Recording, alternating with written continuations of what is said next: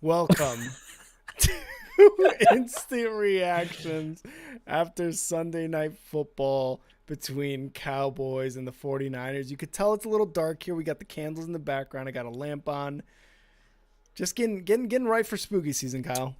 Yeah, I like it. It's late at night, it is late by the time we get done with these primetime games. So let's get into it. The 49ers absolutely destroyed the Cowboys. If you're a Cowboys fan, I know how you must be feeling. I really do. Like, you're feeling really good.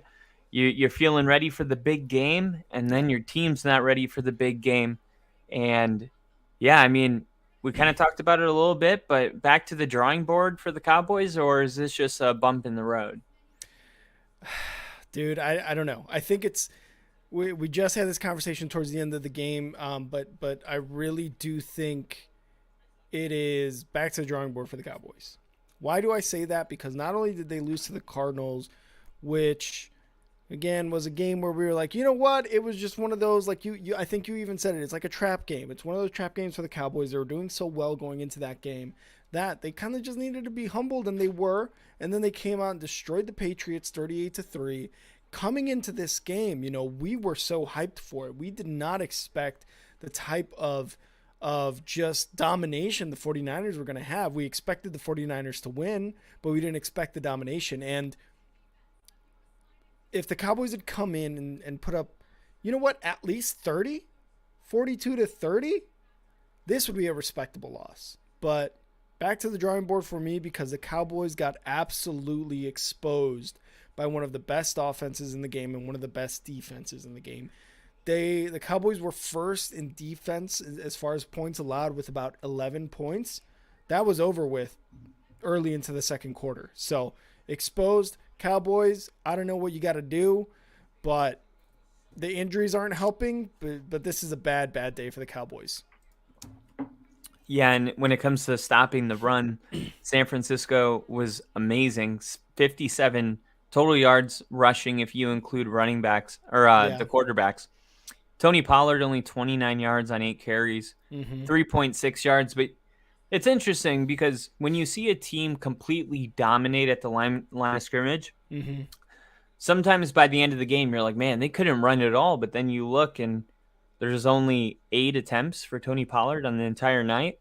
Yeah. So it's like when you're losing, you're much faster to give up on something because you don't really have time to see if, you can establish the run game because you're playing from behind. You know what I mean? So one of the things the Cowboys do great is run the football with Tony Pollard. And they weren't able to really do that, and they didn't have the comfort to wait to get that rolling. So it was like they did their 8 attempts, and none of them really worked, and they were like, okay, we can't run the ball today.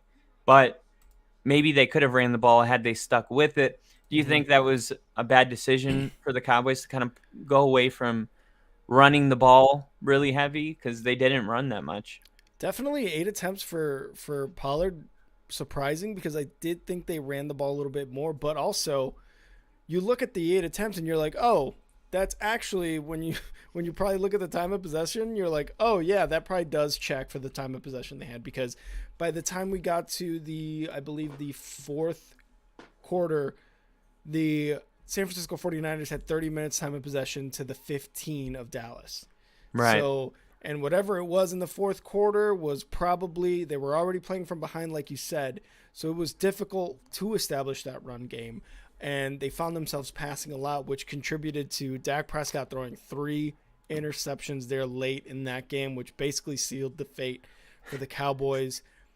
They were trying, man. They were trying, and getting sacked 3 times, like, it just doesn't help any situation for the Cowboys right now. They brought in Cooper Rush there at the end, and even me and you were like, wow, looking good. Yeah. And when you look at the 49ers, they ran the football 41 times tonight. Mm-hmm. 41 times. And if you look at the box office of most 49er games last year, Mm-hmm. they run the ball 40 times and they'll pass it around 38 times. So this is just such a balanced team, but they will run the ball about 40 times per game. Mm-hmm. And no matter how well their passing game is going, Mm-hmm. that is something that they will do regardless. They may run it more than 50% of the time, but they're running at least 50% of the time. And man, the 49ers, like Jordan Mason averaged 6.9 carries. Okay. CMC had an incredible night, and he was only averaging 2.7 yards per carry. He Yeah. had 19 attempts for 51 yards, but as a receiver, he had 2 receptions for 27 yards. What's interesting is when you look at the box score, you see 19 attempts for 51 yards, average 2.7 yards a carry. It Mm-hmm. seems like they shut CMC down for the most part. But when you watch the game, it's the kind of yardage that CMC gets you that is so critical. CMC Yep. doesn't get you big, huge gains, but he gets you 4 yards on first down and then, 3 more yards, and then they convert on third down because Mm-hmm. it's normally third and short. So they're just such a successful running football team. Um, they have no weakness, and Mm-hmm. and if something's not working, should the running game have a weird day, they can adjust and pivot to the passing game. Um, I just kind of wanted to say this going into this question: is this the year the 49ers could potentially do what only one team has ever done and go on to the perfect season and win the Super Bowl without a loss this whole year? Dude, I'm betting yes. If you ask me to bet on a team, it's not the Eagles, it's 100% the 49ers. And look, we can go on all day about their offense. This league has turned into an offensive league 100%, but what the 49ers are also doing well and what they've invested in as well is that defense. Fred Warner Yeah. today had an interception, sack, forced fumble.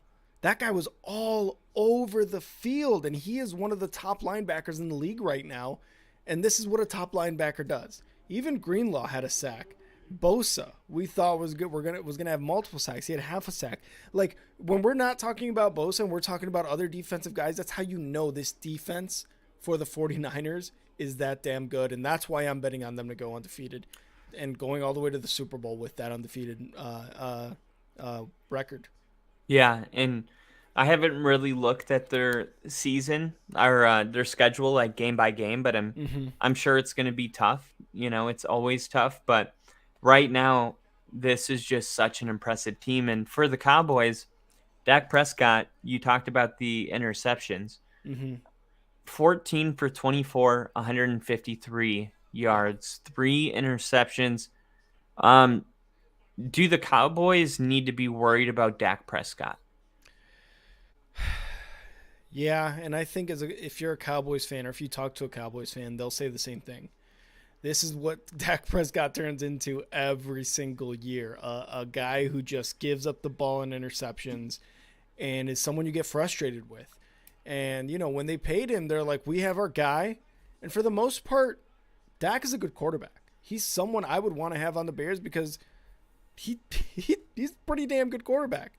But he gets into these just stretches of games where he's like throwing picks at the absolute worst times. And this was kind of one of them, and well, do they have to be worried? I don't know, man. I think so, but this is someone out from the outside looking in. What you also have to be worried about is CD Lamb's production. He had 4 catches for 49 yards, was visibly upset and frustrated with what was going on, but he was being covered by one of the best defenses in the game. So was it Dak's fault? Was it CD's fault not getting enough separation? We don't really know, but for the most part, it seemed to be just how disruptive that defense for the 49ers were and how undisruptive that defense for the Cowboys was because, their leading tackler had 5 tackles, 1 sack on the game, and that was probably on Darnold there at the end. I'm pretty sure it was at the end. Yeah. This defense came into it, the top scoring defense, and came out of it probably outside of the top 5 now. Yeah, and I think the question I had earlier about, hey, do you think that it's possible that the Dallas Cowboys are going to be a good competitive team? My exact words were, don't sell your Cowboys stock, right? And here's one more kind of important aspect is that if the 49ers are such a good team that they exploit every team that plays them, right? They expose everybody that tries to play the 49ers. They didn't just expose the Cowboys. The 49ers have exposed everyone. And basically what I'm saying is the Cowboys may be the second best team in the NFC, but the margin between them and the 49ers may be the margin between the 49ers and the second best team in the AFC or NFC may be that big. So just because the Cowboys, are getting exposed doesn't necessarily even mean that they're not the second or third best team in the NFC. It just means that the 49ers are much better than the second and third best teams in the NFC, in my opinion. I don't know, man. I agree that the 49ers are that good, but I feel like that does say something about the Cowboys in terms of selling stock on the Cowboys. They're not as good as the 49ers, clearly. They just went head to head. Clearly they're not, and a lot of us hyped this game up as being a very close battle of these titans in the NFC, and that clearly wasn't it, man. It was the 49ers. Until the 49ers battled the Eagles, we can make an argument for either of those teams, but the Dallas Cowboys, you don't want to sell stock. I think with this loss and with first of all, with this loss, how lopsided it was, and that loss against the Cardinals, how somewhat lopsided it was. It just felt like the Cowboys were always playing from behind. I don't know, man. It's looking to me like they might be an 11-win team, and that's not saying anything bad about them, but it's probably far from the expectation Dallas had coming into the season. So you have them as the third best team in the NFC, fourth? I think the Lions can beat them.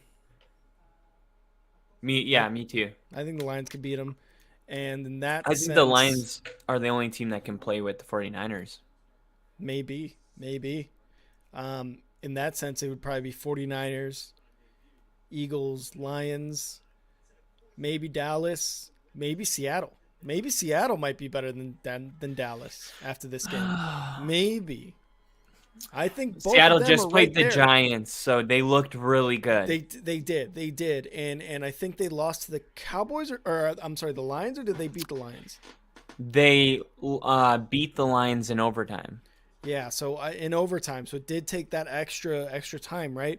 Yeah. I think Seattle and Dallas are right there, man, and I think if they go head to head, or if it comes down to something like a playoff game, Seattle might be able to come out on top, man. So Dallas is probably still a top 5 NFC team, but I don't think they're really like that top 5. You know what I mean? I don't know how to say that without sounding like stupid. Yeah. They would need they're going to need, after a loss like this, in order to restore any kind of hope, they're going to need to go into the playoffs on a 7 or 8 game winning streak. Mm-hmm. And because if they do that, then they will probably be playing Philly week 18, I would imagine. Mm-hmm. Mm-hmm. So, if you're able to win that many games in a row, you're probably the number 2 seed in the NFC. And here's their week 18 schedule. It's the Commanders, actually, but they will play the Oh. Lions the week before that, then the Cowboys the week before that, then the Bills, and Mm-hmm. then the Eagles, and then the Seahawks. Oh God, So what a schedule. imagine a scenario where the Cowboys win all of those games.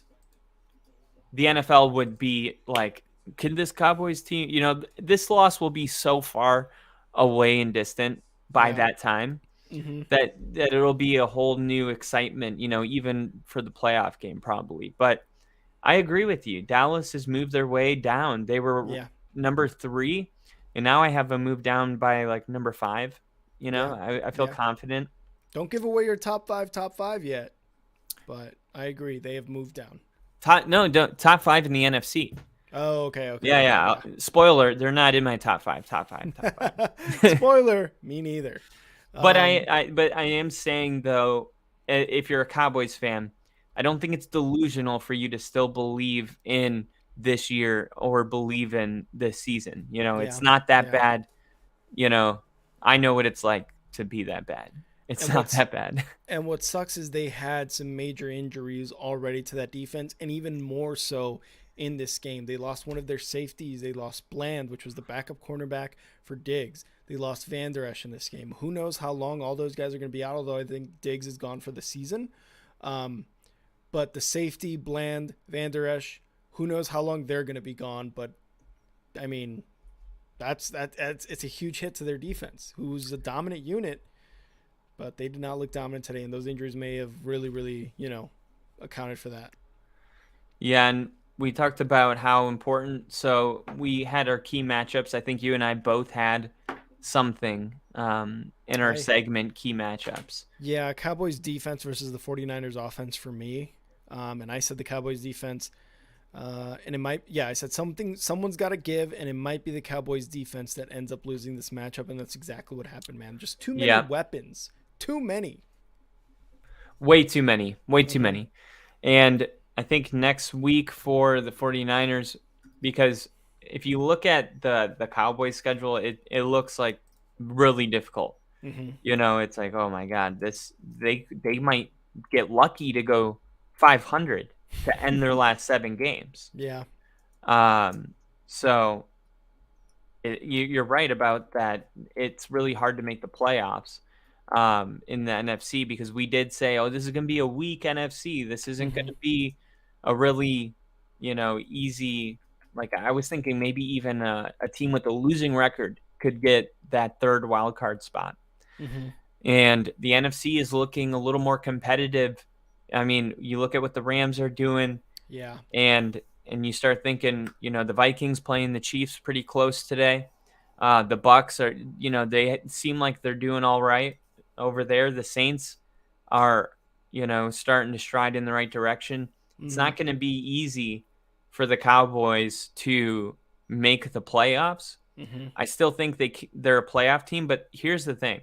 If this loss is really going to mess with them, like in the weeks moving forward, the Cowboys will find themselves out of playoff contention by the end of the year. Yeah. There is a scenario where the Cowboys lose 7 football games should this win carry on into Mm-hmm. the next couple of weeks, because you saw how tough it is, right? Yep. So, looking at for the 49ers, they got it pretty good. So they're going to play the Browns. Oh. That's going to be a good game. Browns coming off a bye week. Then they play the Vikings. Oh, Then they nice. play the Bengals. Then they play the Nice. Jaguars. Then the Buccaneers. Then the Seahawks. Then the Eagles.